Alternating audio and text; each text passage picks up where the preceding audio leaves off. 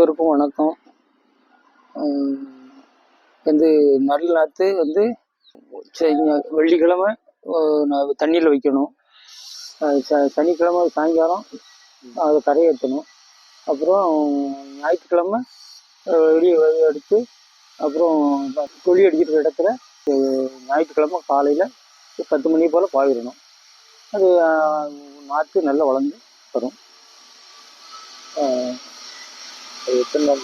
அது 20 நாள் 25 நாளைக்குள்ள நடலாம். 30 நாள் வரைக்கும். 30 நாளைக்கு உரம் போடணும். ஆமாம், அதுக்கெல்லாம் உரம் போடணும். அடி உரம் போடாமே நம்ம போடலாம்.